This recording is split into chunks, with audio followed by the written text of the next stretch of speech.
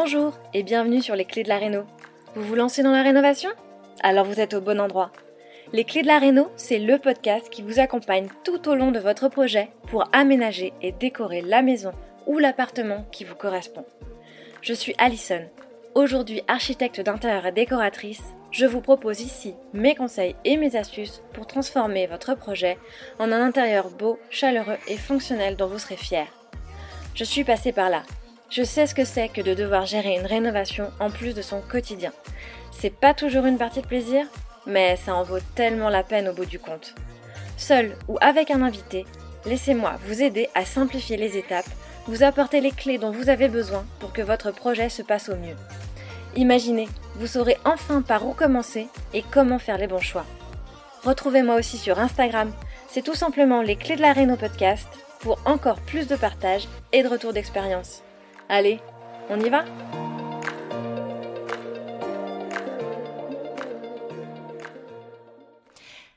Hello les rénovateurs et bienvenue sur les clés de la réno, le podcast. J'espère que vous allez bien et qu'enfin le soleil est arrivé parmi vous, enfin de votre côté, peu importe de quel côté de la France vous nous écoutez.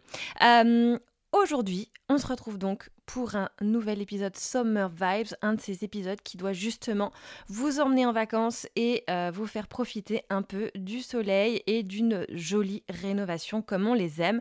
Et donc aujourd'hui, on part direction le Périgord noir puisqu'on se retrouve avec Émilie qui s'est lancée dans la rénovation pour changer de vie, pour quitter la région parisienne afin de rénover une si jolie maison à la campagne et lui permettre de créer une maison d'hôte pour en faire sa nouvelle activité professionnelle. Puisque tu le sais, si tu m'écoutes, cet été, avec la série Summer Vibes, on part à la rencontre de ceux qui ont rénové pour changer de vie et se lancer dans la location saisonnière. Et donc, Émilie avait des envies de sud-ouest. Elle trouve son petit coin de paradis dans le Périgord noir et achète du coup un hameau constitué d'une maison d'habitation et surtout de plusieurs dépendances à toiture de lauze qui font tout le charme de cette région. Alors au départ, elle ne voulait pas de gros travaux, mais comment résister face à un coup de cœur pareil ? Et le hasard de la vie a mis ce lieu sur son chemin. Elle ne pouvait donc pas l'ignorer et elle nous le raconte. Elle ne regrette pas une seule seconde de s'être lancée dans l'aventure de cette rénovation, même si ça lui a valu quelques nuits blanches.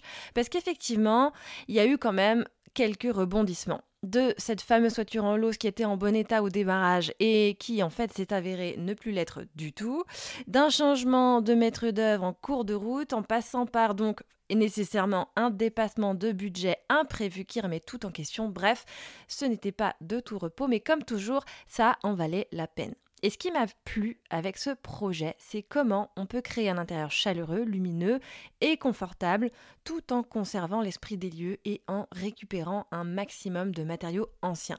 C'est aussi comment on peut parfois trouver des solutions à ces problèmes insolubles en allant trouver les idées là où on ne les attend pas, avec notamment la récupération de tuiles anciennes pour faire entrer un imprévu dans son budget de toiture.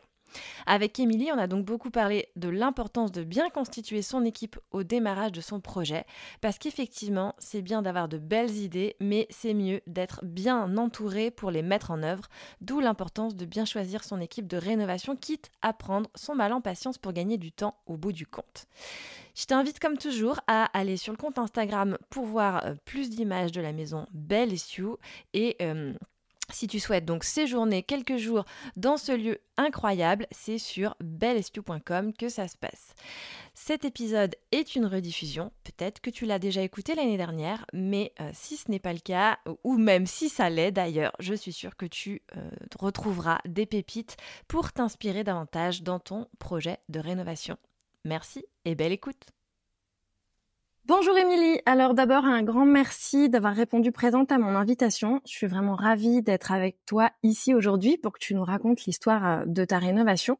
On se retrouve du coup dans le Périgord où tu as rénové une vieille grange pour la transformer en maison d'hôte, c'est la maison Belle Issue. Mais avant que tu nous racontes tout ça, peux-tu commencer par une petite présentation si certains qui nous écoutent ne te connaissent pas encore, éventuellement. Peux-tu nous en dire un peu plus sur qui tu es ? Bonjour Alison, merci beaucoup de m'avoir sollicité et je suis ravie d'être là et de passer ce moment avec toi. Donc je m'appelle Émilie, j'ai 39 ans, bientôt 40. Je vis dans le Périgord depuis 8 ans avec Marie, ma compagne. J'habite entre Sarlat et Montignac. Alors Montignac, c'est pas trop connu, mais c'est les grottes de Lascaux. Donc je suis dans une zone très touristique et vraiment le triangle d'or du Périgord, une zone très très jolie. J'ai ouvert la maison d'hôtes il y a 8 ans maintenant, le 16 juillet, donc voilà, ça va faire 8 ans ça a fait 8 Dans ans en tout cas, quelques jours, ouais. quelques jours hein, et voilà, c'est un projet qu'on a créé à 2. On avait envie de campagne. Avant, j'étais à Paris pour le boulot essentiellement. Travaillais chez Vente Privée et je faisais de la production photo, du stylisme photo.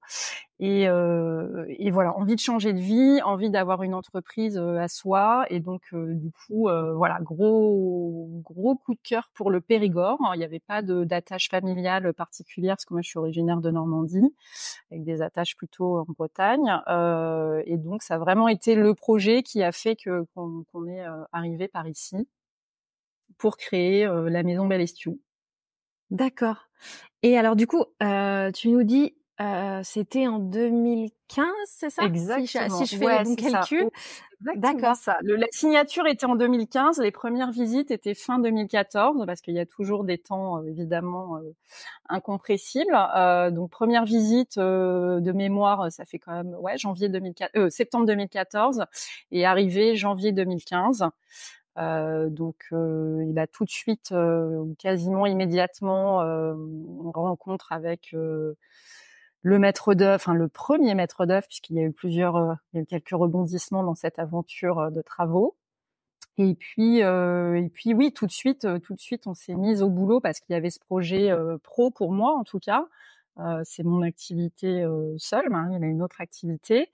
Et du coup, voilà, il y avait vraiment un projet à mettre en place très rapidement pour voilà, pas perdre de temps et puis Mmh. pouvoir enchaîner sur une première saison, quoi.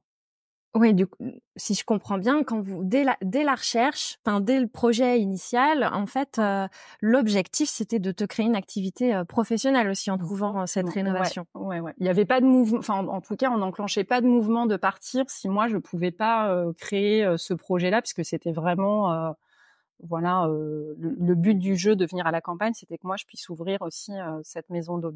Donc tout, même dans les recherches, était orienté sur cette maison d'hôte, enfin sur cette création de maison d'hôte du moins. Mmh. Et donc, vous recherchiez un lieu à la campagne, vous aviez des critères un peu, précis? Qu'est-ce que Alors, on recherchait un lieu à la campagne, on recherchait 2 maisons. En fait, on avait déjà quelques critères, ce qui nous a permis de déblayer un petit peu. Par contre, le projet a changé en cours de route, c'est qu'on voulait pas faire de gros travaux, donc on cherchait des maisons déjà rénovées. Mmh. On s'est trompé. C'est souvent le cas, hein? Surprise, voilà, c'est des petits, sinon c'est vraiment pas drôle. Par contre, effectivement, on avait déjà des critères parce que voilà, on avait fait pas mal de maisons d'hôtes et on savait un petit peu où on voulait aller, même si tout n'était pas du tout balisé. Mais en tout cas, on voulait 2 maisons. On voulait du terrain, mais pas non plus entretenir des hectares et des hectares. On voulait être tranquille, mais pas complètement isolé au fin fond d'une forêt. De nulle part, oui. De nulle part, voilà. Et donc, on a cherché un petit peu comme ça. On a visité. Alors là, je pense, enfin, c'est pas une question de chance, mais c'est en tout cas dans notre recherche, on a visité. On n'a pas visité tout de suite dans le Périgord. On a visité pas mal de maisons autour de Toulouse au début. Finalement, on s'est rendu compte très vite que la région, c'était pas un gros coup de cœur. Et on a commencé à visiter ensuite dans le Périgord. Et le truc, c'est que quand on est tombé sur cette maison, enfin sur ce qui deviendra Bellestiou, on avait déjà visité une dizaine de maisons. Donc on avait déjà en fait quelques critères en tête et on savait ce qu'on pouvait trouver, ne pas trouver. Et c'est là aussi où on s'est décidé très très vite parce que quand on est tombé sur cette maison, elle rassemblait tous nos critères. Sauf Mmh. qu'elle était complètement à rénover. Oui, sauf qu'il Voilà, y avait beaucoup de travaux. sauf que il y avait tout à faire. Mais le fait d'avoir déjà visité des maisons rénovées où on se disait, bah finalement, il faut tout casser. Enfin, on achète plus cher. Il faut tout casser, ce qui a aussi un coût, et Pour puis refaire à son goût. exactement. Et puis surtout, voilà, on n'avait rien vu qui remplissait tous les critères, où on avait eu en tout cas un méga coup de cœur, alors que effectivement celle-là qu'on a trouvée vraiment par hasard sur le bord de la route, qui nous attendait. En fait, en allant à une autre visite, on a vu un panneau à vendre et on s'est dit tiens, voilà, celle-là, on l'a pas repérée, et c'est comme ça que ça s'est fait. Donc, je pense qu'elle nous faisait Le nous faisait hasard de la ouais, rencontre. elle nous faisait un petit coucou pour faire pour faire court. On s'est arrêté sur le bord de la route et voilà, on a fait le tour du propriétaire très rapidement en se disant ça a l'air quand même très très chouette, et on a organisé une visite le lendemain parce qu'on était là que pour quelques jours en fait dans la région. Et effectivement, moi, je m'en souviens encore, même s'il y a eu tellement de choses qui se sont passées depuis, mais je me souviens très bien rentrer dans cette cour intérieure et me dire, mais intérieurement, mais c'est ici, quoi. C'est assez fou parce que c'est vrai qu'il y a des lieux comme ça où on sait pas expliquer pourquoi. Voilà, ça a été nous deux en plus, sans qu'on se dise rien, on se regardait un petit peu du coin de l'œil parce qu'on essaye de jamais trop montrer l'enthousiasme, voilà. Et quand l'agent immobilier est parti, on s'est regardé, on s'est dit mais en fait c'est celle-là, quoi, c'est sûr. Toutes les deux, vous avez senti la vibration exactement. du coup de J'aime cœur, bien quoi. ce terme de vibration parce qu'alors des fois, on sait jamais trop les réactions des gens quand on parle de vibration de maison et tout, sans tomber dans un truc hyper ésotérique. Mais je sais qu'il y a plein de gens qui viennent ici et qui me disent ah là là, mais c'est dingue les ondes qu'il y a. Voilà, sans partir dans des trucs complètement. Mais voilà, il y a quelque chose en fait dans ces pierres. Je sais pas expliquer. On s'y sent bien, quoi. Je sais pas. Il y a une âme. Il y a des choses qui après 8 ans, je ne sais toujours pas l'expliquer, et c'est peut-être ça qui fait la magie du lieu. C'est vrai. Voilà. Et même quand on revient, quand on part un peu en vacances et qu'on revient, même si moi la maison je la connais par cœur, quand je reviens après 1 ou 2 semaines, parfois je ressens encore ce truc de wow, cool d'être ici. Donc ça c'est chouette, ouais. Et vous cherchiez, tu m'as parlé de Toulouse, Périgord, donc on est quand même plutôt sud-ouest. Vous aviez ciblé le sud-ouest? Ouais, alors oui, alors effectivement. Un peu partout, non, on avait ciblé sud-ouest pour des raisons que je sais même pas expliquer en fait. L'envie. Ouais, alors je crois que venant de Normandie, on avait clairement envie de soleil, même si c'est très bien la Normandie. Je me fâchais, voilà. Moi, j'aurais bien aimé aller en Bretagne. J'avoue que j'aurais bien aimé, mais voilà, on n'avait pas le même attachement finalement, en tout cas à cette région-là. Et je peux comprendre aussi, Marie qui me disait oui, la Bretagne, je sais pas, en termes de changement climatique, on va pas beaucoup varier. Enfin bon, bref, ça c'est d'autres débats. Et donc on a ciblé sud-ouest. Et puis après, on a surtout éliminé toutes les zones où on ne pouvait pas aller, quoi. C'est vrai qu'évidemment, on a évidemment pensé au Pays Basque tout de suite pour être en bord de mer, mais bon, voilà. Question budgétaire, ça ne rentrait pas. Clairement pas le même. Exactement, voilà, exactement. Par rapport au projet, en tout cas, et la taille de ce qu'on voulait. La côte, évidemment, ça collait pas non plus. Et donc voilà, ça s'est fait un peu par élimination. Et c'est vrai qu'au début, moi, j'avais toujours vécu en ville, en appart, donc le côté campagne, on connaissait parce qu'on voyageait beaucoup à la campagne, on faisait pas mal de chambres d'hôtes, mais vivre à la campagne, c'était quand même c'était un peu le saut dans le vide aussi, quoi. Donc d'où cette recherche autour de Toulouse en se disant bon, on reste quand même un peu autour d'une grande ville. Et puis voilà, finalement, on n'a pas eu le coup de cœur et on est venu à la campagne. La vraie campagne. On s'y fait très très vite en fait. La plus grande ville, elle est à combien là? Ah bah c'est quoi? Qu'est-ce que t'appelles grande ville? C'est Sarlat, c'est pas très grand. Hein. Non, alors Sarlat 10 000 habitants, 100 000 l'été quand même, donc voilà, mais plutôt touristique. Non, on est à 40 minutes de Brive, mais qui est pas non plus. Après voilà, 2 heures de Bordeaux, 2 heures de Toulouse. Après il y a Périgueux, qui sont pas non plus 1 heure de Périgueux. Voilà. Non, on est quand même très campagne. Bien dans la campagne, mais tant qu'on y est, mais en même temps, son petit nid. Exactement. C'est ça. Et alors du coup, 10 visites, ça a pris combien de temps pour tomber sur cette perle? Une semaine. Ah, en fait, une semaine. Ah oui, vous étiez en fait calé on était à Paris. Une semaine de visite. Exactement. On est venu là on était passé après Toulouse, là, après cette visite. Il nous restait 3-4 jours sur cette semaine de vacances. On est venu passer quelques jours dans le Périgord. Alors là, pour le coup, on avait la tente dans le coffre. On a sillonné en se disant, bon, de toute façon, on n'est pas pressé. Donc, visitons le Périgord et puis on verra bien. Et effectivement, sur ces 3-4 jours, on s'est dit, mais c'est fabuleux, en fait. Vraiment, je crois que c'est là, il y a quelque chose à creuser. On est rentré à Paris et là, on a commencé à chercher, des maisons à visiter, quoi. Et on est redescendu peut-être 2 ou 3 mois plus tard avec une liste de maisons et de rendez-vous, Mmh. Et donc, Mais elle en faisait pas partie. Mais non, elle en faisait pas partie parce que parce qu'elle était moins chère que la fourchette basse. Ah oui, donc la bonne astuce ou l'erreur à ne pas commettre, C'est ça. mettre un critère C'est de comme on budget, cherchait on cherchait du rénové, en fait, on cherchait du rénové, donc on s'était dit moins de temps en rénové, ça sert à rien, c'est pas crédible. Sauf que quand c'est pas rénové, finalement. ça laisse beaucoup plus de possibilités, quoi. C'est ça. D'accord. Et alors, du coup, si tu nous parles un peu de ces lieux, finalement, à quoi ça ressemble? J'ai compris qu'il y avait plusieurs maisons, mais un peu comment ça Alors c'est c'est difficile à expliquer. C'est ça qui est chouette en même temps, c'est quand les gens arrivent, du coup, même s'ils me disent les photos elles sont super, mais on se rend pas compte. Enfin, c'est encore mieux parce que voilà, ça prend forme. C'est un corps de ferme du 18e qui est organisé autour d'une cour fermée. Mmh. Et donc initialement, donc il y avait une maison d'habitation, une grange, une très grande grange de 200 mètres carrés et plein de petites dépendances qui servaient pour les animaux, pour du stockage, pour du foin, voilà. Et tout l'ensemble est en pierre du Périgord. Et la plupart des toits, donc moi je suis remontée j'ai des archives là de 1823. On voit très bien le hameau, les bâtiments étaient déjà à cette place-là, et donc initialement tout était avec des toitures de lauze. Alors ça, je sais pas si tu vois, c'est des toitures en pierre calcaire hyper typiques du coin.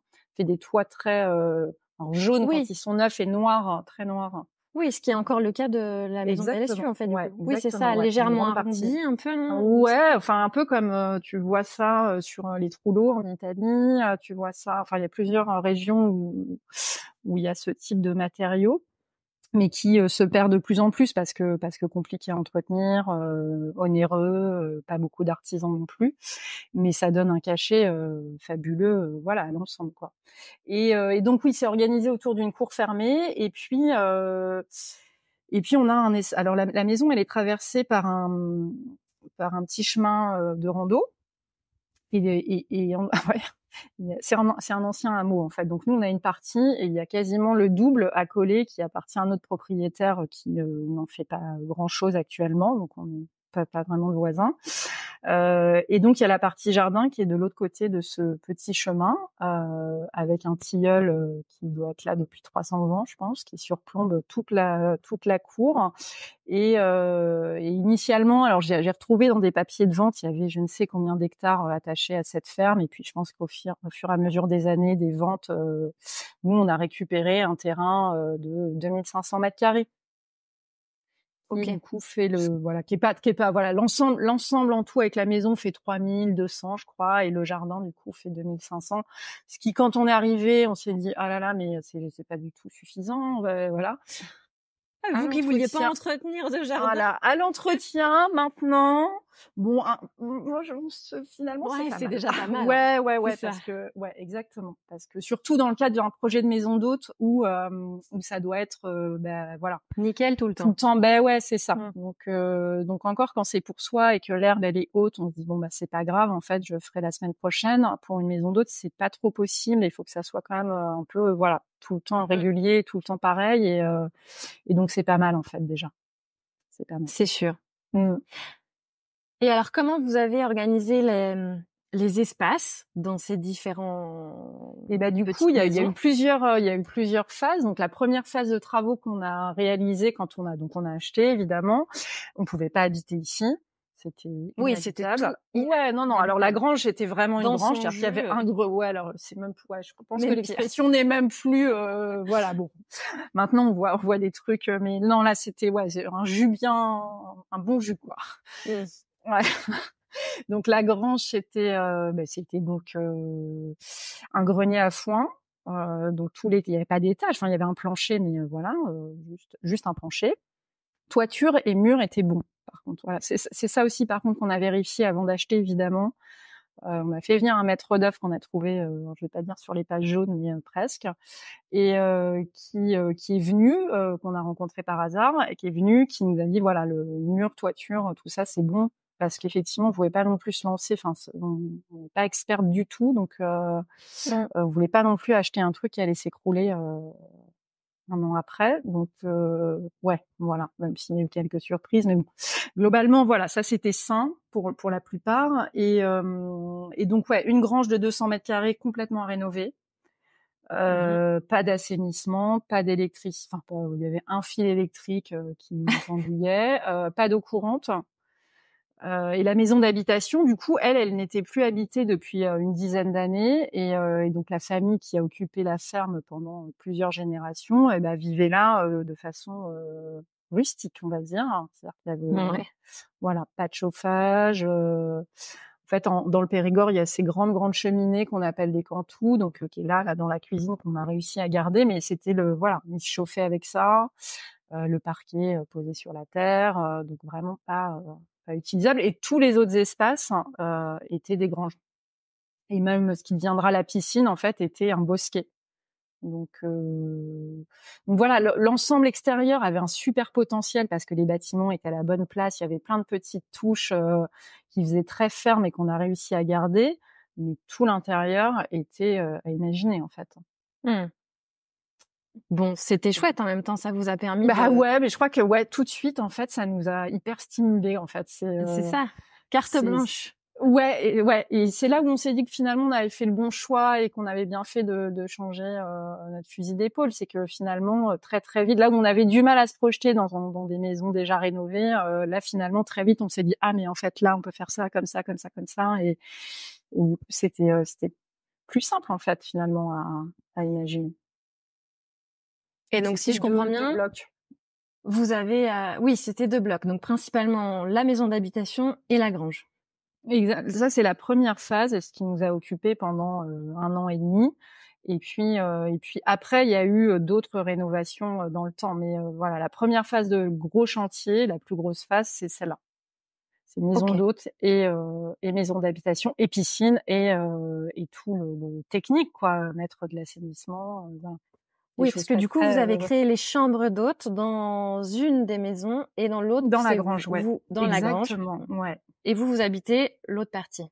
Dans la maison d'habitation initiale de la ferme. Ça, Mmh. c'est ce qu'on voulait dès le départ. C'est vrai qu'on voulait 2 maisons. On voulait pas, Oui, même si on chacun adore, son espace. ouais, exactement. Ça, c'est par, l'expérience qu'on avait eue en maison d'hôte et puis par nos envies, voilà, respectives, c'était d'avoir, même si on adore avoir du monde à la maison, on a envie aussi d'avoir des coins à soi que pour soi, et Mmh, voilà, pas tout partager, même son canapé, quoi.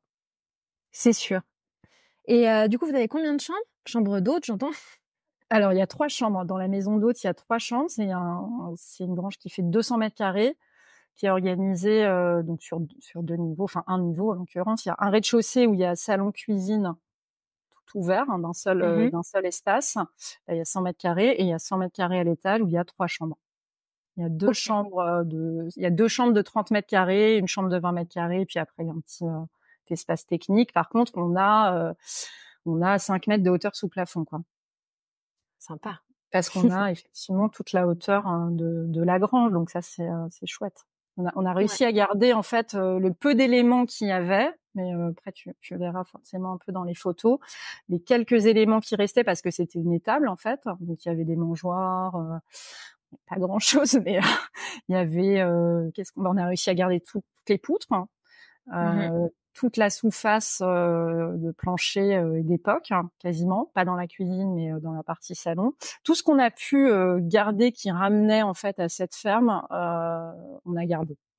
Après, bon, il y avait pas grand-chose, donc On n'a pas pu tout garder, mais il y a effectivement plein d'éléments qu'on a réussi à remettre ou par exemple, il y avait pas de fenêtre, il y avait des volets Mmh. qui fermaient en fait les ouvertures et donc tous ces volets, on a réussi à les garder pour les réutiliser pour des portes de dépendance.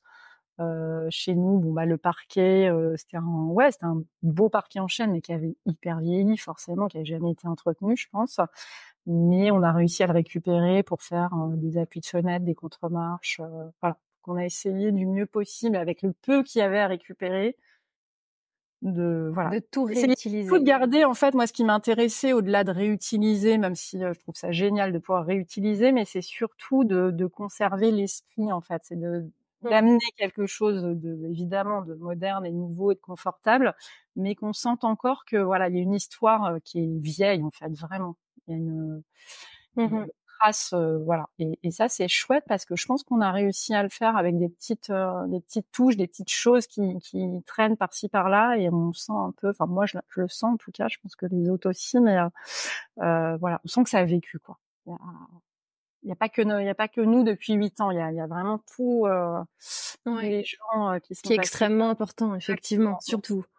Mmh. Ce serait Bah, c'est un enfin, pour moi, je trouve ouais. c'est un crime, effectivement, de faire une rénovation si c'est pour tout remettre, Bah oui, c'est ça, c'est enfin, ouais. tout remettre en neuf, voilà, je vois vraiment pas l'intérêt, Bah effectivement. pas sur des De vieux planifier un bâtiments comme minimum, ça, ouais. Mmh. de Mmh. respecter les lieux, quoi, tout simplement. Oui, voilà, c'est ça et leur histoire. C'est ça. Et et du coup, là, vous trouvez la maison, vous vous lancez dans la conception, vous commencez à Ouais, imaginer. Tu alors nous as là, parlé bah, d'un maître on d'œuvre, est pardon. ouais, ouais, ouais, bah là, c'est le grand saut dans l'inconnu. Donc on achète, on signe, on se demande ce qu'on a fait. Les familles se disent c'est n'importe quoi, elles vont jamais y arriver. Bon, voilà. Après, il y a quelques sécurités quand même. C'est-à-dire que voilà, Marie, elle a un emploi, elle est médecin, elle trouve facilement du boulot. Moi, je travaille encore un petit peu à côté. Donc, on sait que voilà, on sait que financièrement, ça tient la route. Nous, on sait que financièrement, ça tient la route. Les banques, par contre, ne nous suivent pas du tout. C'est très compliqué. Ça, c'est un peu la surprise. C'est qu'à l'époque, alors, je sais pas si ça a changé, mais alors vraiment, le côté, je vais créer une maison d'hôte est pas du tout pris au sérieux et c'est très compliqué. On finit par trouver un financement. Ce maître d'œuvre qu'on a rencontré, qu'on a trouvé fort sympathique, bah, comme on connaît que lui, finalement, on commence à travailler avec lui et je pense que là, c'est un excès de confiance, c'est-à-dire que on cherche pas spécialement, on se dit bon bah il a l'air sympa et puis on est très enthousiaste et donc on commence. Par contre, on a déjà une idée de ce qu'on veut, donc on lui explique très précisément la qualité du rendu, les matériaux avec lesquels on veut travailler. On part pas sur une chambre d'hôte de luxe, mais en tout cas haut de gamme, voilà. Et donc on commence à travailler à distance parce qu'on habite toujours, voilà, on est quand même encore à Paris. Et on reçoit des premiers trucs, c'est assez compliqué la communication, on sent qu'il ne prend pas spécialement au sérieux. Et puis très vite en fait ça se passe mal parce que je pense qu'il s'est dit qu'on ne connaissait rien et que ça allait être très facile de faire n'importe quoi en fait. Donc ça se passe mal. Ça Et se donc, passe mais mal. vous l'aviez sollicité pour faire les plans, pour Alors on l'a sollicité pour tout, c'est-à-dire que le maître d'œuvre vraiment son travail c'est de trouver, de nous proposer, parce qu'on n'a pas de contact, donc de nous proposer déjà de nous faire des devis, de nous proposer des artisans, évidemment. Donc on rénove plus de 170 mètres carrés, donc architecte obligatoire. Donc de nous mettre en contact, voilà, avec architecte et puis vraiment de faire toute la supervision des travaux en fait, toute la partie technique, OK, vous tout le alliez boulot d'un du maître voilà, d'œuvre, enfin, vous aviez l'interface besoin d'être entre accompagné de A à Z, mais effectivement, oui, oui, oui. jusqu'à la réception. Exact. Ouais, ouais. Alors vraiment, on n'était pas du tout dans on se lance toute seule parce que, enfin, moi, je suis admirative des gens qui se lancent tout seuls dans des travaux. C'est un truc, déjà, je trouve ça très compliqué quand on travaille Ouais, c'est avec sûr. des pros et des artisans. Déjà, je trouve que c'est une sacrée expérience. Mais alors, les gens qui se lancent seuls, vraiment, chapeau bas, bravo. Je trouve ça fabuleux. Alors c'était pas notre projet du tout parce on connaissait très bien nos limites et puis aussi voilà ce qu'on savait faire, pas faire, le temps aussi, on avait vraiment une contrainte de temps. C'est-à-dire je pense que quand on a pas de contrainte de temps ou budget aussi, hein. Nous, on s'était dit, OK, on sait que voilà, c'est un coût de 10% des travaux, mais au moins, c'est suivi, on a un contact, voilà. Mmh. Bon, ça s'est pas hyper bien passé. On a quand même été jusqu'au permis de construire avec lui parce que c'était lancé. Et puis, d'un commun accord, on s'est dit que ça allait pas du tout le faire parce que vraiment, tout ce qu'il nous proposait, ça collait pas. On voyait que, voilà, il voulait nous filer des trucs, parquet en chaîne. Probablement qu'il voulait vous faire un truc un peu trop neuf, justement, non? Bah, alors sûrement trop neuf, et puis sûrement, ouais, pas de bonne qualité, et puis surtout, c'est notre erreur en fait, hein, c'est une erreur de casting, c'est qu'en fait, après recherche, je pense qu'il faisait que des maisons neuves en fait, et plutôt que de nous dire, c'est pas mon secteur, je fais pas ça, il s'est dit, bah génial, en fait, il y a un petit peu d'argent, voilà. Mais c'est notre faute, oui, on n'a pas poussé la recherche assez loin, quoi. Donc bref, on se retrouve avec notre permis de construire validé. Donc Quand les même, plans, c'est une finalement, bonne les chose. plans, on les a fait. C'est-à-dire que c'est lui ou sa secrétaire, je sais pas trop, qui les a dessinés. Mais c'est voilà, on a dit on veut que ça soit comme ci, comme ça, et c'est là où c'est dommage parce qu'on n'a pas eu vraiment de conseil d'architecte. On a eu un peu une signature un peu comme ça. Ouais. Et on n'a C'est pas, oui, il voilà, a c'est signé les plans du dommage maître d'œuvre et parce puis voilà. que voilà, exactement. Et c'est vrai que alors, même si la maison elle est super, elle est chouette et tout, je pense que un œil d'architecte ça aurait été sympa. Il y aurait pu avoir aussi des petites des agencements différents, mais bon, on peut pas tout maîtriser. Et donc on se retrouve avec notre permis de construire et plus de maître d'œuvre.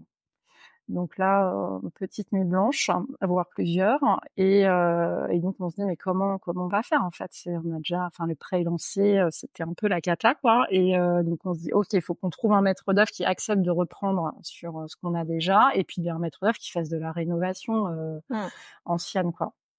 Et coup de l'univers, je ne sais pas, étoile alignée, on est tombé sur un super maître d'œuvre avec qui, voilà, on est en Et que très vous bon avez trouvé contact. comment cette fois-ci? Et ben alors cette fois-ci, on a pris le temps, on a regardé des sites internet, on s'est dit OK, je vais le citer parce qu'il est vraiment super, il mérite. En fait, Vas-y, te gêne pas. Jérôme Garrigou, qui est maître d'œuvre, qui est quelqu'un, enfin qui est une personne du coin aussi, et qui connaît très bien le bâti ancien et qui a un profond aussi respect pour les vieilles maisons, et voilà, qui a en fait, je lui ai expliqué, il est venu, et j'ai senti qu'il avait lui aussi un coup de cœur pour la maison en fait, et ça lui plaisait aussi. Vous êtes compris. Ouais, voilà, exactement.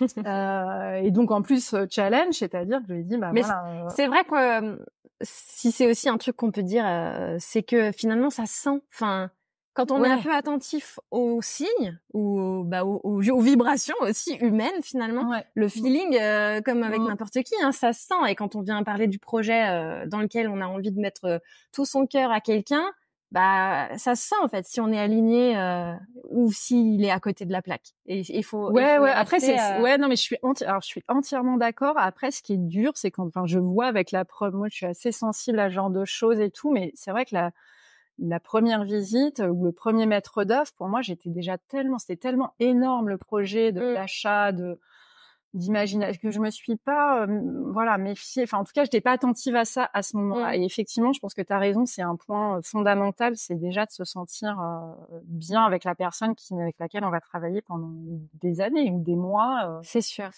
sur des Et sur laquelle, avec les artisans, repose la bonne santé du chantier, quoi, si on peut dire. Effectivement, exactement. c'est sûr. Et voilà, et donc ça match bien. Il accepte aussi les délais qui du coup sont un peu raccourcis, hein. Il accepte de reprendre avec un permis de construire déjà validé qu'il a pas fait. Donc par contre, il reprend toutes les cotes pour évidemment, ça c'est aussi une histoire d'assurance, et Bon, il pour lui, vérifie. enfin travailler sur ses plans à lui, ouais, et vérifier. Et puis voilà, ça démarre comme ça, et tout de suite on sent que c'est plus du tout la même histoire, quoi. C'est-à-dire que voilà, on reçoit des vrais devis, on reçoit plusieurs devis d'artisans, ils nous présentent des gens, et puis c'est parti, quoi. Et sincèrement, il a relevé le challenge de faire en 8 mois les 2 maisons. 8 mois, ouais. Ouais. Ah, intégralement, parce que là, tu vas nous dire un peu Ouais, Une intégralement. poste C'est de la première. travaux qui ont été, Ouais. J'enlève la partie plan et tout et oui, galère, mais vraiment première entreprise, dernière entreprise, 8 mois 8 quoi. mois. Donc, ce qui aujourd'hui, quand on en parle, ils me regardent en me disant plus jamais, mais quand bien même il l'a fait. Alors c'est une autre époque, hein. C'était Oui, 2015-2016. Je pense qu'aujourd'hui ce n'est même plus c'est sûr. envisageable. Ils étaient un peu moins sollicités, ils C'est avaient ça. un peu moins de difficultés à avoir Aujourd'hui, des matériaux. c'est 8 mois pour avoir un devis à peu près, mais Ouais, c'est sinon, ça. bon, en tout cas là, ça s'est passé comme ça et c'était chouette quoi. Bon après, il y a eu d'autres surprises, hein, c'est-à-dire que oui, il a accepté le challenge, oui, il a accepté de faire le truc. Par contre, il n'a pas accepté le budget qui avait été établi au départ en disant, bah, je suis désolée, votre budget il est complètement faux et donc moi je fais ce que vous voulez, mais par contre On a un problème. ah ouais, on a un gros problème, ouais. Ouais, Puis mais on a aussi un c'est gros bien, problème avec, voilà, ça avec votre démontre aussi, poids. ça Ouais. démontre aussi la compétence, Mais oui, c'est ça. Et ce qui est de dingue, cet hein, ouais. homme-là. C'est que tout de Mm. suite, il vous dit, bah, le budget, il colle pas au projet, quoi. Donc, Et alors, et soit là il où je faut vais aller, revoir l'un, enfin, ouais, faut revoir l'un ou faut revoir l'autre, mais les 2 sont exactement. pas compatibles. Mm. Et ce qui est dingue, c'est qu'il s'est trompé. Alors, en plus, voilà, maintenant, on a fait plusieurs phases de chantier, donc on commence à avoir un peu l'habitude. Il y a toujours des budgets supplémentaires et voilà. Il s'est C'est trompé sûr. il s'est trompé de 1 000 € sur un projet quand même énorme et Bah, avec beaucoup d'imprévus et voilà. Et donc effectivement, moi des fois quand on me dit ah mais non, je vais pas prendre de maître d'œuvre ou voilà, après voilà, chacun fait comme il veut, hein, y a pas, mais je trouve que ça vaut vraiment le coup parce qu'on sait à peu près où on va aussi quoi. Et c'est bah, c'est rassurant. sûr. C'est un C'est moyen rassurant. c'est un bon moyen Ouais. d'être accompagné, pour le coup, c'est Ouais. sûr. Ouais. Et du coup, si on parle travaux, donc, vu le jus dans lequel, tout ça était, quels Travaux, sont les travaux, on commence par le gros démontage du maçon. Voilà, maçonnerie, on démonte tout ce qui traîne, tout ce qui doit être enlevé. Voilà, ce que j'ai pas glissé tout à l'heure quand je t'ai dit oui, ça, il a repris le budget et ça n'allait pas. Il a aussi constaté que la toiture de notre maison n'était pas bonne finalement. Donc finalement. voilà, petite Ouais, surprise. la grosse imprévu Ouais, budgétaire. surtout donc la toiture en lauze du coup, donc ton prêt est Ouais. déjà fait, t'as tout bouclé, voilà, donc là c'est même plus une nuit blanche, c'est une semaine C'est la de cata. doute, une semaine de doute intense, sachant que vraiment la lauze en plus on avait eu un énorme coup de cœur pour cette toiture et puis sans être experte, on savait que ça avait quand même un petit coup, voilà. Donc vous Mais l'avez refaite? étoile alignée, on rencontre une personne qui deviendra un de nos très très très très bons amis, qui est Lausier, qui est notre voisin. Des fois quand tout s'aligne, qui est un Lausier qui refait tous les châteaux du coin et qui est voilà, une très très belle personne. Sauf que bon voilà, on nous propose un devis et puis là on se dit mais là en fait ce n'est pas possible là, c'est un coût, voilà, mais c'est un coût qui correspond au travail, hein. C'est juste que c'est 1 mètre carré par jour par personne. Il y a plus de 150 mètres carrés de toiture. Voilà, ça rentre pas quoi. Donc moi je me dis mais c'est pas possible, on peut pas perdre ce toit en lauze, comment on va faire? Enfin, et donc et en même temps on cherche partout et on se dit mais non, on n'a pas le budget. Quand bien même, non, on l'a pas en fait, on l'a pas. Et donc donc Jérôme, notre maître d'œuvre, nous dit c'est pas grave, vous faites un toit en tuiles et en fait on garde toujours un peu un bas de lauze, donc ça fait une liaison, un rappel, voilà. Donc on se dit bon ok, on part là-dessus. Et sauf que moi je me dis mais c'est pas possible de mettre des tuiles neuves en fait, ça va tout abîmer quoi. Visuellement, ouais, clairement c'est pas la même chose. Bah oui, voilà, donc là il nous dit mais si, allez voir tel chantier, telle maison, tel truc, il y a plusieurs types de tuiles, donc on se retrouve à aller voir des chantiers de tuiles et on se dit, mais plus on en voit et plus on se dit mais impossible quoi. On se dit mais comment on va faire? Et alors attention, on se retrouve au salon de l'habitat de Sarlat. Ça monte. Je ne sais pas pourquoi. Parce qu'on était dans les travaux, mais bon, finalement. Donc, entre des fenêtres en plastique et on se dit, mais qu'est-ce qu'on fout là? Et pareil. Et des spas gonflables. Voilà, exactement, tu vois, à peu près, ouais. Mais qu'est-ce qu'on fait là? Et là, on tombe sur un tout petit stand où la personne avait des tomates, des tuiles, et voilà, et on fait pareil, une très belle rencontre d'un monsieur dont je pourrais donner la référence, dont le métier est d'aller démonter des anciennes maisons. Et donc, ils D'accord. récupèrent des anciens matériaux partout, dans le Jura, en Bourgogne, OK. tuiles, poudre, tomates, voilà. Et je me dis: «Mais c'est ça, en fait, la solution, c'est des vieilles tuiles, hein». Et Mmh. donc, on prend contact avec lui, il nous dit: «Pas de problème, je vais vous trouver un lot de vieilles tuiles». Et donc voilà, on se dit: «Bah, OK, c'est bon». Même prix, enfin, le prix était pas du tout, délirant, voilà. Sauf que, bah, évidemment, notre couvreur me dit: «Ah, mais moi, je pose pas de vieilles tuiles, en fait, c'est pas garanti». Donc là, voilà, bataillé, on n'a pas Ouais. lâché. Donc il y a des choses où il faut pas lâcher, voilà, ça c'est, faut lâcher sur certains trucs, mais il y a des choses, et donc on n'a pas lâché parce que personne ne voulait, en fait, hein. Même le maître d'œuvre nous disait: «Non, non, il y a pas de décennale, c'est pas garanti Ouais, et c'est tout». On ça. a dit: Les «Beh ouais». problèmes de la garantie Ouais, décennale, exactement. Et on s'est dit: «Bah, en fait, tant pis, pas de garantie, Ah mais OK, pas de donc en tuiles fait, neuves, vous quoi». avez accepté qu'il y ait Mmh. pas de garantie décennale Ouais, ouais. et de ce fait, en vous asseyant sur votre droit, vous avez trouvé quelqu'un qui accepte de le faire? Ouais, Donc vous avez exactement. signé un Ouais, papier, c'est quelque chose ça. pour Bah, je sais même pas si ouais, on a dû signer effectivement une sorte de décharge en disant qu'il y avait pas de garantie sur la pose des tuiles. C'est-à-dire que si un mois plus tard, il y avait 20 tuiles qui tombaient ou qui lâchaient, c'était pas le problème du couvreur, quoi. ouais, Et je pense qu'en mais du 8 ans, coup, il y a 2 tuiles qui sont tombées, quoi. c'est su je m c'est vrai que c'est quand même un peu cocasse comme situation. Parce qu'effectivement, il y Beh, ouais. aurait, mettons des infiltrations ou quoi, que ça vienne abîmer, Ah oui, l'isolation, oui, oui. Ouais, l'électricité, enfin ouais, d'autres ouais. corps de métier, mais que Mmh, ce soit lié au fait que la toiture, mmh, fasse plus, son mmh. travail correctement. Bah, les assureurs, normalement, ils font leur jeu de ping-pong pour savoir lequel est responsable. Et là, s'il y a pas, bon, bah, en fait, du coup, c'est que c'est pas le couvreur, c'est que c'est vous. Donc c'est vous qui Ouais, prenez ouais, ouais. votre charge, Après, quoi, les en gros. tuiles, Mais elles étaient en bon état, donc c'était pas vraiment enfin, c'était pas, moi, j'avais pas peur effectivement, d'infiltration et tout. J'avais peur que ça nous, voilà, que ça tienne pas, après, logiquement, il n'y a pas d'infiltration si les tuiles, elles sont bien posées. Et ça, ouais. pour le Et du coup, coup, c'est ce que vous a dit le couvreur quand il a travaillé avec ces tuiles. Il vous a dit que, bah, c'est que enfin, pour eux, elles sont usées, en fait, donc elles sont pas, voilà, la petite encoche qui est derrière, bah, elle peut lâcher, ou elles sont gélives, ou elles ont déjà eu une vie, donc sauf qu'elles ont déjà une vie, mais elles sont tellement bien faites qu'ils auraient pu, voilà, continuer, quoi. Et je pense enfin, vraiment, on n'a pas eu de soucis, en fait. et Après, tu on a sais eu d'où elles viennent du finalement? Jura. Du Jura. Ouais. D'accord. Bon, c'est drôle. Comme quoi, on peut vraiment tout récupérer pour, enfin, sur un Voilà. chantier. Donc, comme quoi, Si il on faut veut faire aller des au belles salon de choses, l'habitat de sa ville, quelle qu'elle soit. finalement, On peut faire des très finalement, belles ah, mais c'est rencontres. que c'était le destin. Il vous Voilà. attendait le petit stand là. Exactement. Et on Exactement. a trouvé aussi les tomates qui du coup sont le solde d'une grande partie de la maison d'hôte et Dans la de notre cuisine. cuisine. Ouais, exactement aussi. Les petites Avec tomates un peu carrées là. exactement. Ouais. D'accord. Et donc vous refaites la toiture, et Du puis coup, on fait vous la faites, toiture, mais on fait l'impasse sur l'étage parce que comme on n'a plus le budget, comme on n'avait pas prévu de faire la toiture, c'était ou l'étage de notre maison ou la toiture. On se dit bon, ben, en fait, c'est pas grave, nous on va vivre au rez-de-chaussée pendant quelques le années temps en qu'il même faudra. temps. Ouais, voilà, exactement. Mais au moins on a une toiture. Voilà. Et donc on fait Oui. l'impasse sur l'étage, ce qui était plus cohérent, je pense. Et puis voilà, on passait quand même de 46 mètres carrés à 80. Enfin, tout allait bien en fait. Oui, à Il y 2, avait ça reste jouable Ouais, ouais, non, effectivement. franchement, oui, c'est juste une histoire d'organisation. Enfin, c'était vraiment pas un souci, quoi. Et donc voilà, on a pu avancer comme ça. Et les travaux commencent. Ouais, bah après, effectivement, beaucoup de démontage. Après, ça a été l'assainissement. Enfin, creuser tous les réseaux, en fait.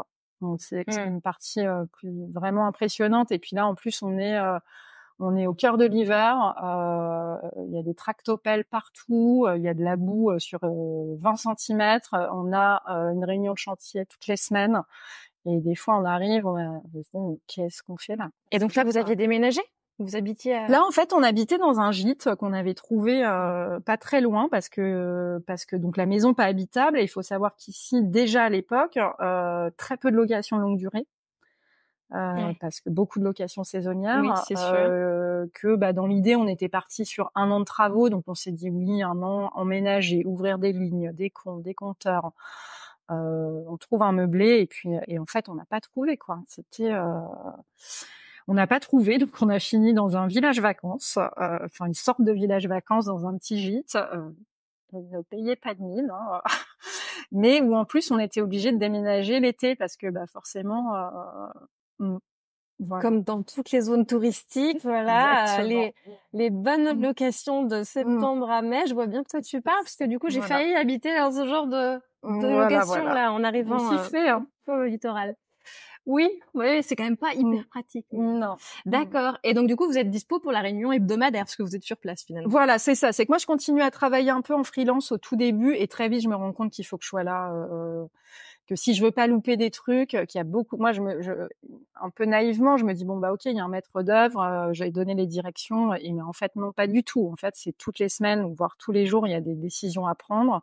Tous les jours, il y a des questionnements, tous les jours, il y a des surprises, tous les jours, voilà. Et donc je me dis mais en fait, faut que je m'y consacre 100%. Et puis surtout, en parallèle de la rénovation, il y a tout ce qui va à côté pour créer la chambre d'hôte, donc la communication, la déco, tout quoi, le film, enfin voilà, c'est comme aussi, exactement le français, enfin voilà, c'est quand même une nouvelle activité à créer, donc comment ça fonctionne, le tourisme, les plateformes, enfin voilà, donc quand je suis pas sur le chantier, parce que j'y passe pas non plus, enfin j'y passe tous les jours, mais ça ne m'occupe pas, je suis à côté en train de créer ça quand j'ai internet, puisque effectivement on s'est retrouvé dans des zones aussi où, quand on a dû s'éloigner l'été pour trouver une maison abordable, on se retrouve dans des zones sans internet, enfin voilà, c'est un peu mais bon voilà, c'est marrant après coup, ça fait partie de l'histoire du projet aussi quoi.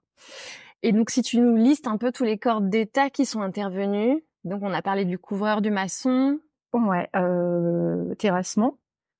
Oui, terrassement avec l'assainissement. Ouais. Voilà, creuser la piscine aussi. Plombier, électricien, menuisier, charpentier, ferronnier. Pour les rampes d'escalier, ce genre de choses. Exactement, ouais. Exactement. Les garde-corps aussi envers, parce qu'on a des fenêtres, des fenêtres qui donnent, qui n'étaient pas sécurisées. Et puis je viens de penser à un autre corps de métier que j'affectionne particulièrement, le plaquiste. Plaquiste, plâtrier peintre et peintre exactement. Pas la peinture. Alors la peinture, c'était dans les devis quand on a commencé à recevoir les devis, on s'est dit mais en fait ça ne rentre pas. Vraiment c'est un vrai métier pour le coup. Je pense que on voit, même si on peut s'appliquer le plus du monde, on fera jamais aussi bien qu'un peintre pro, mais pour le coup c'était hyper cher et donc on s'est dit ok, ça on sait faire. C'est très cher. Ouais, même si c'est pas exactement le même résultat, mais en tout cas, on sait faire, enfin, on va mettre notre masque, on va poncer nos bandes et on va peindre comme des grandes et on va y arriver, quoi. C'est, voilà. Donc c'est ça, on a effectivement tous les espaces. Alors, presque tout, sauf les rampants qui sont à 5 mètres où, avec beaucoup d'enthousiasme, on se dit, mais c'est pas grave. Donc, on a demandé au plaquiste de nous laisser son échafaudage. Et puis, moi, tout de suite, j'ai dit, voilà, moi, je le sens pas. Et puis, Marie, qui est un petit peu plus bricoleuse et tout, m'a dit, mais non, c'est bon, moi, je vais le faire. Et puis, une fois là-haut, pareil, en fait, ça nécessite déjà d'être suffisamment à l'aise en hauteur. Et puis surtout, c'est des rampants avec des perches où il faut quand même un peu appuyer et tout, et hyper compliqué, quoi. Donc là, alors on s'est dit, ok, alors on recherche petit artisan à nouveau plus dispo, qui peut bosser un peu comme ça, et donc on a fait faire les rampants. Ouais. Ok, parce que bloqué en fait. Et alors, est-ce qu'il vous reste encore des travaux à réaliser? Enfin, tu nous as parlé de l'étage chez vous, mais que vous avez donc ça on l'a fait on l'a fait 3-4 ans après quand on a pu réépargner et voilà, donc on a fini par se faire un étage pour nous parce qu'on n'avait pas, alors déjà on n'avait pas de chambre, tout ça, et puis on voulait aussi une chambre d'amis parce que c'est vrai qu'on avait plein de copains qui venaient et qui disaient non, l'été on va pas venir parce que vous bossez et tout ça, donc chambre d'amis, voilà. Et puis l'année dernière, donc non, 2021, il nous restait en fait une petite grange très très jolie, qui est un peu le plus vieux bâtiment de l'ensemble. Et moi, je voulais ouvrir un gîte parce que je sentais que j'avais la demande en fait pour ça. Je reçois beaucoup de familles, voilà, et souvent aussi des familles avec des très jeunes enfants et qui sont là. On aime bien la maison d'hôtes, mais on aimerait bien aussi un coin où on est plus tranquille, enfin voir quelque chose un peu, bénéficier des services de la maison d'hôtes, mais être un peu à l'écart. Et donc on avait cette grange et donc phase de travaux. Et là on a créé un gîte. Il a ouvert en juin l'année dernière. Oui, donc tu as 3 chambres d'hôtes et un gîte. Et un gîte. Donc 3 chambres d'hôtes qui sont dans la grosse grange que vous avez rénovée dès le départ. Exactement. Avec la cuisine tomate et façade bois. Et le plus petit gîte qui est encore à part avec la Grange 18 avec cheminée, qui était du coup qui était initialement une maison d'habitation, hein, je pense, mais qui était utilisée depuis des années comme dépendance pour les animaux. Voilà. Et séchoir, enfin il y avait à l'étage, il y avait ils s'en servaient pour faire sécher le tabac, voilà. Donc qui était en terre battue, pisé. Dans son jus, pareil, un bon gros jus. Moi un peu le jus. Ouais. Donc voilà. Mais là, alors je sais pas. Ouais, alors là, c'est marrant parce que je pense qu'on gagne aussi en expérience et en maturité. Donc on a retravaillé avec Jérôme le même maître d'œuvre avec des délais très courts parce que forcément, moi je peux pas arrêter mon activité. Donc c'était novembre, faut que ça commence. Avril, faut que ça soit terminé. Est-ce que vous acceptez le challenge? Sauf que là, on était post Covid. Enfin, il y avait d'autres. Et puis ça a fonctionné, quoi. Ça a fonctionné, tout le monde a joué le jeu, donc quelques moments de stress, mais on a réussi à ouvrir à peu près dans les délais, quoi. Et pareil, donc re-assainissement, re-électricité, re-tout, re-stress. Mais voilà, mais quand même. Alors là on a tout fait pour le coup. Ouais, on a tout fait. On voulait un peu plus se lancer, mais en fait c'est toujours pareil, c'est des histoires de délai parce que c'est vrai que depuis, alors moi je suis pas du tout bricoleuse, mais c'est Marie qui est très très très très forte et qui s'est formée, depuis 8 ans on va dire, et on voulait faire le carrelage et puis finalement là, il y a eu pas mal aussi de surprises, c'est que la maison, c'est des bâtiments qui ont 200 ans, qui ont été montés par des paysans et rien. C'est pas droit du tout. Donc c'est-à-dire que sur le plan, je pense que tu vois, tu as l'air de bien voir de quoi je parle. C'est-à-dire que sur le plan, c'est très très droit, tout rentre. Et puis quand il commence à poser les repères et tout, on se dit mais en fait rien n'est droit. Et quand on a vu le placo dans une très petite salle de bain, quand on a vu le placo, il y a que des angles, des triangles, des trucs, on s'est dit bon c'est notre première fois, on va flinguer le carrelage déjà. Ça va prendre 5 mois en fait. Et non. Oui. Tant que c'est un petit regret parce qu'on aurait bien aimé, s'améliorer aussi. Et puis on s'est dit bon, c'est pas grave, on fera du carrelage une autre fois. Et donc non, peinture, déco, beaucoup de peinture là, parce que moi j'ai peint tout le parquet, tout ça. On a changé un peu, on n'a pas mis exactement les mêmes matériaux. Donc un peu plus d'investissement. Parquet blanc, c'est ça. Parquet en pain que j'ai peint en blanc. Parquet en pain neuf, du coup. Un pain neuf du coin. Parquet pas cher, du coup. Un parquet massif, mais pas cher. Et peinture blanche pour sol. Voilà, hyper résistante. Avec un petit fond dur, non, entre les deux, histoire de... alors, c'est vraiment une peinture qui a tout à l'intérieur. Ouais. Ok. Ouais, et comment ça vieillit? C'est 3 couches, alors, en plus, par contre. Oui. Ouais, c'est sûr. Et comment ça vieillit quand il y a du passage comme ça? Ça vieillit. Alors ça vieillit bien. Moi, je regrette pas du tout. Alors souvent, j'ai beaucoup de questions sur ce parquet. Alors oui, ça salit. C'est normal, mais comme beaucoup de sols, par contre, ça se nettoie très très bien. Donc ça s'aspire, ça se lave et là, donc ça fait 1 an, il y a du passage. J'ai pas. Alors comme tous les parquets, oui, il peut y avoir des marques au sol, mais ça. Même en vieillissant, je pense qu'il restera joli. Enfin, il prendra aussi cette patine, du temps. La patine du bois, ouais. Exactement. Donc non, je regrette pas du tout ce choix. Écoute, ça tombe bien qu'on commence à parler un peu plus choix de matériaux, choix esthétiques. Si tu pouvais nous dire un peu ce qui a guidé ces choix, comment vous avez créé l'ambiance de cette maison? Qu'est-ce que vous cherchiez à créer?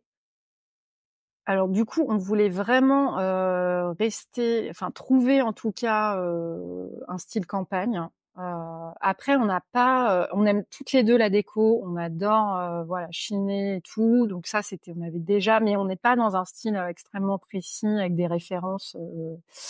On fait un peu comme on ferait chez nous, quoi. En fait, voilà. Je vais pas inventer un truc, c'est qu'on a envie d'être confortable, on a envie de se sentir bien, on a envie que les gens, quand ils arrivent, ils se disent ah mais c'est comme à la maison, et c'est exactement ce qui se passe, c'est pas trop léché.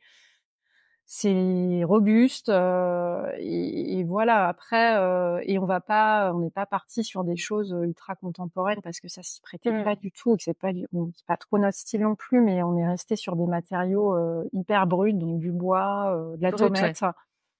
De la tomate, des choses qui vieillissent aussi facilement. C'est vrai que, en fait, moi, ce qui est pas mal, c'est que je regrette pas trop les choix qu'on a fait, même après 8 ans. Et c'est vrai que la mode, elle change beaucoup. Il y a beaucoup de nouvelles choses, mais je trouve que ça vieillit bien, en fait. Et le truc, c'est que j'y suis. À partir du moment où on part sur des matériaux bruts et nobles. En fait, ils vieillissent, mais parce qu'effectivement, ils se patinent. Donc, c'est pas grave, finalement. S'il y a une tache par-ci, un coup par-là, mais ça fait partie du charme du matériau, quoi. C'est ça. Et donc, c'est ça qui ça change pas trop non plus. C'est-à-dire que des fois, effectivement, on voit des choses, on voit beaucoup les mêmes choses. Moi, je trouve qu'il y a une uniformisation aussi de tout. Et je trouve que quand on revient aussi à des matériaux très bruts, et ben ça traverse un peu le temps. Et je pense que évidemment ça va vieillir, les peintures elles vont vieillir, tout ça. Mais je pense que dans 10 ans, on se dira pas waouh, c'est carrément décalé en fait. On pourra changer la couleur, on pourra mettre un mur, je sais pas, d'une autre matière, mais je veux dire le sol, la tomate, tout ça, ça sera toujours cohérent à cet endroit-là en fait. Oui, d'où l'importance effectivement de choisir des matériaux qui sont antidatés, quoi, qui a un côté intemporel. Exactement. Ça pour moi c'est et les matériaux bruts. C'est pour moi effectivement c'est une très bonne référence pour ça. Enfin, c'est des matériaux qu'on utilise depuis toujours et qui sont encore là et qui s'accommodent avec justement tous les styles. Donc effectivement, dans 5 ans, dans 10 ans, vous voulez changer la déco, en fait, la boîte est belle, donc ce que vous mettez dedans, c'est juste que ça changera d'ambiance. Mais très bien. Et justement, tu nous as parlé de essayer de réutiliser un maximum de matériaux qui étaient déjà présents, et notamment, je voulais qu'on parle des mangeoires. Vous avez gardé les mangeoires. Les mangeoires, elles étaient là. Alors, elles étaient un peu en piteux état, mais c'est vrai quand on a visité la première fois, en fait, donc c'était un rectangle vide, en partie vide parce qu'il y avait quelques machines, voilà, et il y avait ces mangeoires qui étaient très abîmées, mais qui séparaient les deux pièces. Et tout de suite en sortant, je sais pas si c'est Marie ou moi, mais s'est dit mais en fait c'est génial, il y a déjà une séparation entre la cuisine et le salon, donc on va faire le salon là, la cuisine ici, et il faut qu'on garde cet élément là en fait. Et du coup ça on en a parlé tout de suite au maître au premier, au deuxième. Ouais, qui a pas compris. Ah non, il a pas très bien compris, non, c'est sûr. Pas hyper bien capté l'idée. Et du coup on a réussi à les garder, évidemment, mais en tout cas à les aménager, c'est-à-dire que le menuisier qui a travaillé sur la maison, qui était très très bon, il a réussi à tout démonter, à démonter toutes les pièces en bois. Elles ont été stockées pendant tout le temps des travaux. Et après, il a tout réassemblé proprement parce qu'évidemment, toutes les pièces de bois, elles étaient pas jointes, il y avait des jours et tout ça. Et donc, il a tout réassemblé hyper proprement. C'est lui qui a eu l'idée du verre parce que du coup, il y a bien l'espace où les vaches passaient leur tête. Mais là, elles sont vitrées maintenant. Et ça fait une séparation, comme si ça avait toujours été là. Donc vraiment cette trace de l'ancien, quoi. Pardon? Elles ont été changées de place ou vous les aviez juste démontées le temps des travaux? Non, elles ont été démontées, mais elles sont restées à leur place. À leur emplacement, elles sont à leur emplacement. C'est juste que tous les bois ont été retirés, tout a été démonté. Il restait plus vraiment qu'un petit muret en pierre en fait, et tout a été remonté. Ouais. Et vous en avez fait des petits coins un peu lecture, banquette. Ouais, c'est ça, exactement. Du coup, donc il a remonté la structure en bois, et puis après, il fallait quand même qu'il y ait un support pour pouvoir s'asseoir. Donc là, on a fait couler un petit peu de béton, en fait, tout simplement. Et puis après, moi, j'ai aménagé avec des petits matelas, des coussins. Et ça marche hyper bien parce qu'en plus c'est vraiment quand on rentre on les voit tout de suite, et tout le monde aime bien se mettre là. Il y a des petites lampes, des petits spots qui ont été mis pour lire et tout, et c'est assez chouette, et ça permet de garder aussi l'ouverture en fait, c'est-à-dire qu'avec les vitres il y a pas de séparation, ça fait vraiment une très grande pièce quoi. Entre le salon et la cuisine. Ça permet de garder que je parle une vision. Ok, je vois ce que tu veux dire. On voit l'espace dans son entièreté, mais en même temps, on a quand même séparé un peu les espaces, qui permet de pas avoir de flou non plus.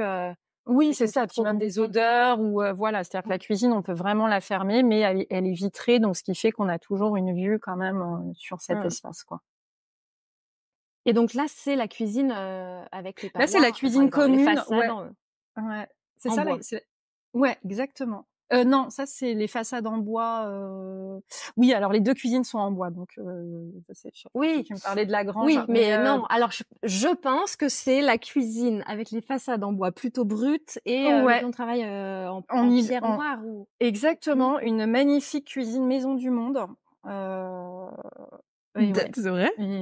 Parce que justement, je voulais qu'on parle de cette cuisine, une cuisine maison du monde. Alors ça. Et ce qui fait très très bien. Explique-nous ça.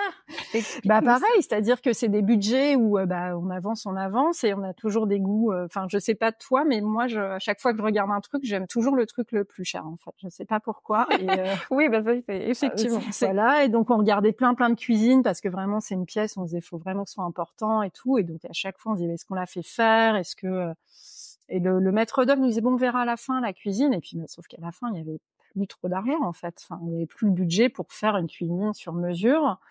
Alors moi, la cuisine, les trucs tout prémontés, je me sentais pas trop à l'aise avec ça. Je voyais pas faire ça moi-même, je trouvais pas. Et alors, comment je suis tombée là-dessus certainement un catalogue. Je tombe sur des cuisines maison du monde et en fait, je trouvais ça plutôt joli. Je trouvais que ça faisait très bien l'affaire et donc on reçoit des meubles et c'est pas du tout le même budget en l'occurrence. Et on peut les voir directement dans les boutiques. En fait, ils ont des échantillons. Alors, ils n'ont pas les cuisines en magasin, mais ils ont des échantillons de bois. Et je vais voir le bois et je trouve que c'est plutôt de bonne facture. Enfin, ça fait pas complètement faux, patiné, pas joli. Et donc, par contre, le seul truc, c'est qu'il faut faire soi-même la composition. C'est-à-dire que tu achètes des meubles déjà montés, qui arrivent déjà montés. C'est des caissons du coup ou alors c'est un peu des caissons. Comme il y a un bloc, il y a un bloc, il y a l'îlot qui est déjà tout monté, il y a plus que le plan de travail à mettre, il y a un bloc où il y a que des tiroirs. Enfin, on choisit, on compose exactement. Donc on a mesuré toute notre cuisine, on s'est dit OK, il nous faut un meuble évier, un meuble pour ranger les poêles, voilà, un meuble tiroir. Et donc on a acheté bloc par bloc. OK. Voilà, et on a fait la même chose chez nous du coup.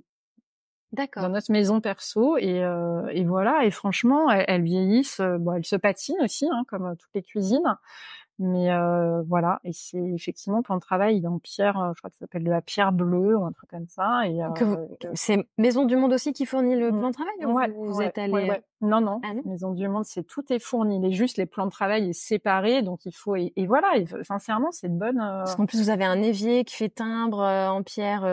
L'évier fait 100 kilos quoi, donc donc pareil, c'était inclus dans le meuble, inclus dans le meuble évier. Voilà. Alors ça c'est pas mal. Je savais même pas que Maison du Monde faisait des mais cuisines. il y a pas mal de personnes qui connaissent pas et non, ils font des. Enfin, en tout cas, moi j'en suis ravie. Enfin, puis elles sont elles sont utilisées et ça bouge pas. Et elles vivent très bien quoi. Donc pour un budget en tout cas moins onéreux que du sur mesure. Voilà. Oui, c'est sûr. Très bien. Bon, une bonne astuce. Et alors une petite question aussi un peu. Je sais que d'ailleurs j'en vois un derrière toi, donc comme on est en vidéo, vous avez gardé pas mal de murs en pierre apparente. Ouais. Un peu partout. Ouais. Je me demandais si ça avait fait l'objet de questionnements chez vous. Plutôt parce qu'effectivement, après tu vas me dire, on a peut-être gardé des murs que internes ou je ne sais quoi, mais en lien avec la surisolation qu'on nous préconise parfois, et donc on s'interroge souvent à est-ce qu'on doit garder un mur en pierre apparente à l'intérieur.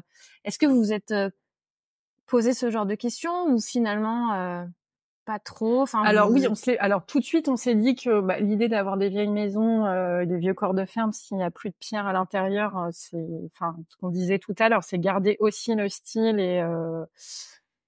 et l'âme en fait du lieu. Après nous, c'était quand on a acheté, c'était de la pierre sèche quoi. Hein. Vraiment, il y avait quasiment, enfin, je veux dire, elles étaient maintenues par un espèce de sable qui s'écroulait. Moi, je trouvais ça magnifique. J'avais même envie de les garder comme ça. Et on m'a dit non, mais en fait, ça c'est pas possible. Puis, il y a les toiles d'araignée et tout, mais je trouvais ça tellement beau en fait que on m'a dit non, non, il faut les jointer. Donc non, la question de garder des murs en pierre, c'était évident. Après, sur la question de l'isolation, on a gardé les murs en pierre qui étaient exposés sud en fait. Tout ce qui est exposé au nord était plaqué. Voilà. Et donc, et après dans les chambres, je réfléchis, ouais, c'est à peu près pareil. Puis naturellement, toutes les huisseries sont neuves. Donc, toutes les huisses. Ouais, mais alors en fait, tu sais, enfin c'est toujours pareil. Après, moi, je suis pas experte dans la rénovation, mais je sais que nous à l'époque, on a fait donc ce chantier en normes RT, je vais dire 2018. Enfin, voilà. Et quand les chantiers ont été finis, en fait, on s'est retrouvés, la maison était tellement isolée, était tellement calfeutrée que quand quelqu'un prenait sa douche, on avait de la buée en bas, en fait. C'est-à-dire qu'il y avait tellement pas de ventilation dans cette maison que en fait, ça n'allait pas, quoi. Et pourtant, elle était pile aux normes préconisées. Et donc, en fait, on va quand même avoir un souci. Et on a été obligé de percer des fenêtres neuves en bois. Pour mettre des aérateurs. Exactement. Parce que du coup, vous n'avez pas de VMC? Si. Malgré tout. Mais ça suffisait pas. Les flux d'air étaient pas assez importants. Ouais, exactement. Donc, des fois, quand ce qu'il en faut, je suis pas assez experte pour aller sur ce sujet, mais bon, après, je pense qu'il faut aussi laisser les choses enfin, voilà. Je pense que les anciens faisaient pas non plus des trucs complètement dingues. Après, c'est vrai que les murs, ils sont hyper épais. Et là, on le sent très, très bien depuis 3-4 ans. C'est-à-dire que nous, on a mis la clim là-haut parce que c'est sous toit qui fait très, très chaud. Mais en bas, on n'a pas mis de clim. Et en fait, il fait toujours frais. Il fait, même en plein été, quand il fait 40, en bas, la pièce, elle reste fraîche. Mais parce que les ouvertures, elles sont dimensionnées, on n'a pas fait des immenses ouvertures. C'est vrai que nous, ça nous a surpris quand on a commencé à visiter des maisons. On les trouvait très belles. On se disait, oh, c'est sombre, c'est sombre. Et très vite, on nous a dit, bah ouais, c'est sombre, mais parce qu'il fait chaud, en fait. Et bah oui, en fait, c'est-à-dire que les anciens, ils avaient déjà pensé pas faire des petites ouvertures. Et donc, du coup, vous n'avez pas tellement agrandi les ouvertures. On a créé des nouvelles, mais on n'a pas agrandi celles qui existaient. C'est-à-dire que, par exemple, chez nous, dans notre maison, on n'a pas recréé, non, on n'a ni agrandi ni recréé d'ouverture, à part à l'étage, parce qu'évidemment, il n'y en avait pas. Mais en bas, on a gardé celles qui étaient existantes. On a juste changé les fenêtres. Et effectivement, après coup, on se dit, ok, donc on prend, voilà, faire confiance aussi des fois à ce qui a été fait avant. Enfin voilà. Oui, c'est sûr. En fait du bâti ancien, c'est-à-dire que oui, ils n'ont pas fait de grandes fenêtres, mais il y a peut-être une raison aussi, quoi. Oui, et puis finalement, on voit, et on le voit bien aussi dans les photos de vos travaux, que malgré ça, vous avez quand même réussi à faire passer les espaces de l'ombre à la lumière, en fait. Ouais. Et je pense que ça dépend aussi quand même énormément de ce qu'on met, même avec des ouvertures petites, étroites, ou en fait, ça dépend aussi énormément de ce qu'on fait à l'intérieur. Et si on met effectivement vrai que beaucoup de blanc, tu peins le sol en blanc, ça va refléter énormément la lumière. Enfin, t'as pas nécessairement besoin d'avoir des baies vitrées pour avoir de la lumière dans une maison, quoi. Après, ça peut aider, je pense à la grange. C'est vrai que là, on a dû, pour le coup, créer des ouvertures, parce que la grange, c'était une grange. Donc, il y avait une fenêtre, hein. Il y avait une vieille fenêtre à Menos, qui est celle où il y a l'ancien volet, là, qu'on voit. Donc, ça, c'est le petit gîte. Et il y avait rien. Donc, moi, je me disais, mais ok, on va refaire ce bâtiment, mais comment on fait pour ouvrir? Et qui en plus était pas hyper bien exposé pour le coup, et donc il y a eu cette énorme fenêtre toute verticale qui est très bonne idée, qui est pour le coup une idée du maître d'œuvre, qui permet de ramener de la lumière, et puis une grande fenêtre tableau. Donc c'est pas des baies vitrées, c'est juste qu'il faut, et effectivement c'est pas sombre, mais c'est frais, et voilà. Mais comme tu disais, c'est effectivement tout de suite, moi je me suis dit, ok, faut tout repeindre en blanc. C'est la seule solution, c'est poutre blanche, parquet blanc, et c'est ce qui va ramener de la lumière, en fait, quoi. Donc c'est composé aussi avec de l'existant pour Oui, comme trouver on des disait au solutions, démarrage, en pas fait. Ouais. forcément tout refaire pour refaire, mais composer avec l'existant. Ouais. Ouais. C'est ça aussi qui crée des challenges. Hein. C'est vrai que ce bâtiment, là, la nouvelle grange, elle est très mignonne. Mais il y avait plein de, bon, déjà, elle De est toute contraintes. tordue. Ouais, elle est toute tordue. Les chambres, elles sont, pour le coup, c'est un toit en lauze, donc c'est très très pentu parce que c'est très lourd. Donc on perd beaucoup d'espace sous pente en fait. Et donc pareil là, dans les chambres, on a des toutes petites, enfin on a des fenêtres qui sont assez petites, mais en fait elles sont mignonnes quoi, donc ça passe, enfin c'est joli. On avait un gros conduit de cheminée qui traversait, du coup j'ai passé à la chaux blanche. En fait ça va, ça reste dans le style et c'est assez mignon quoi. Donc il faut aussi Mais c'est composer. souvent les contraintes qui permettent, je le dis souvent, d'avoir les meilleures idées en fait, parce qu'effectivement faut s'accommoder Ouais, puis faut et pas c'est comme rester ça que sur son idée de départ, quoi. C'est ça.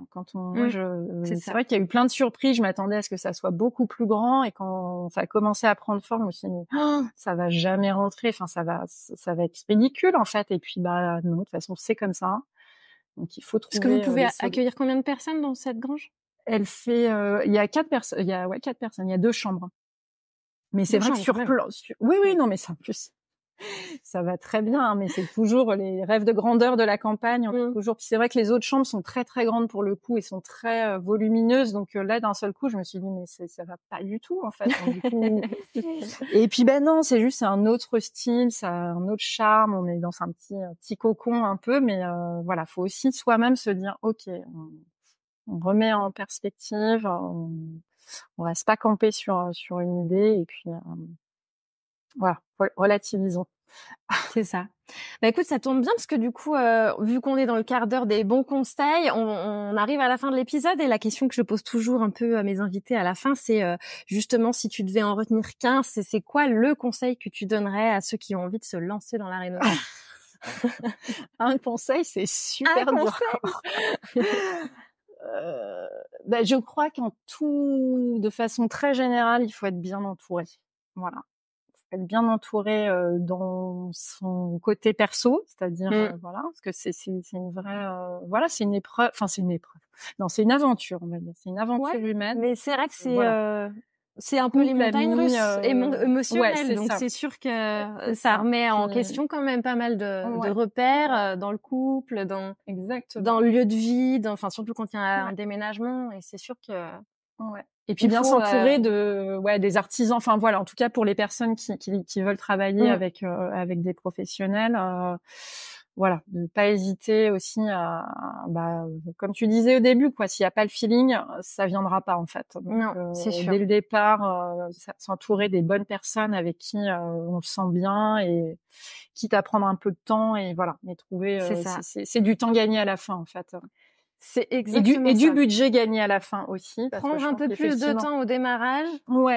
Et en fait s'assurer d'en gagner à la fin, et même si on s'en rend pas compte, mais c'est vrai. Et puis même en termes de budget, je pense que effectivement des fois on se dit non mais je vais économiser sur ça parce que je pense que j'ai pas le budget, mais finalement le temps qu'on va perdre, l'énergie, les choses qu'on va devoir refaire, n'aurait peut-être pas eu lieu si dès le départ voilà, c'était.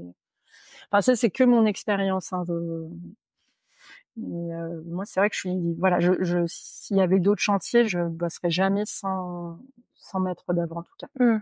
Et puis, oui, après ça c'est sûr que ça maître d'œuvre ou archi ou voilà, hein, c'est là, mon expérience personnelle c'est le maître d'œuvre, mais après ça peut être archi d'intérieur, ça peut être voilà, en tout cas de s'entourer de personnes qui sont là aussi pour épauler quoi, pour parce que c'est vraiment et qui connaissent. C'est ça. Et qui connaissent et qui épauler dans le sens technique et voilà, parce que c'est une vraie c'est une vraie aventure, et puis on n'a pas toutes les compétences quoi. On peut effectivement être fort en déco mais complètement nul en charpente ou voilà. C'est sûr.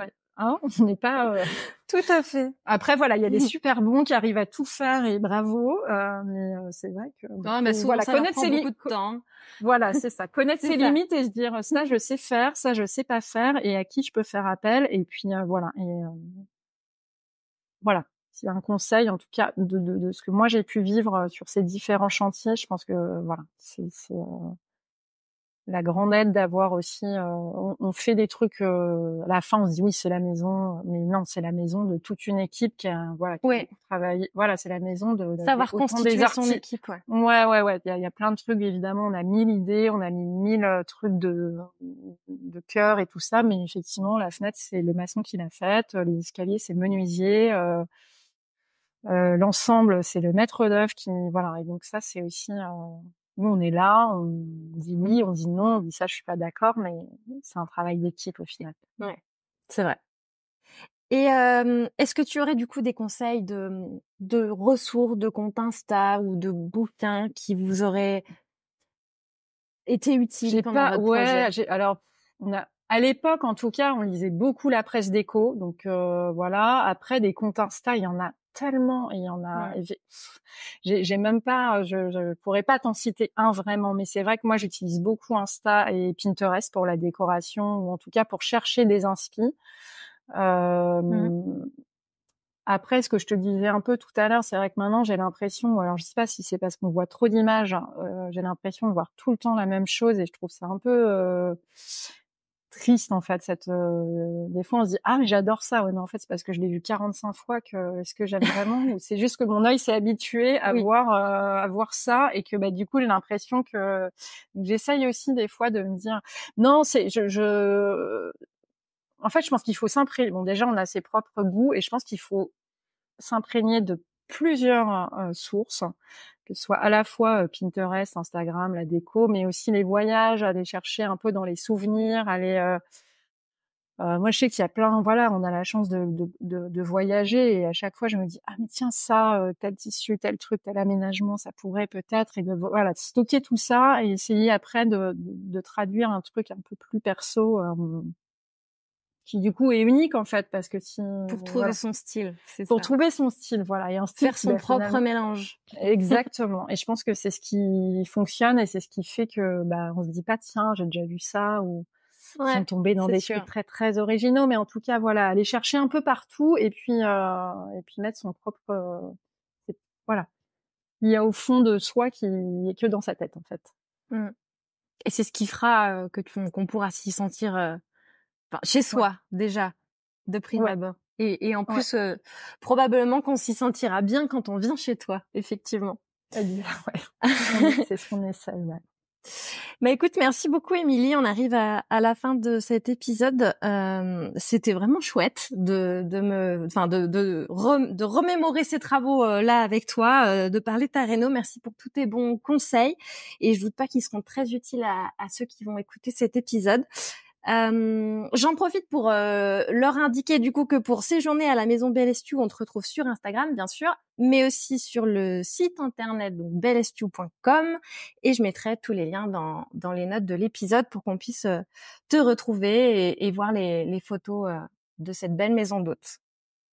Encore merci. Merci, c'est moi qui te remercie. Écoute, j'ai l'impression que ça a passé, ça a duré 10 minutes. J'ai l'impression. C'est ça. Mais c'est toujours comme ça. Voilà. Mais en tout cas, c'était hyper agréable, même de se remémorer, voilà, les histoires de chantier, et c'était chouette d'échanger avec toi.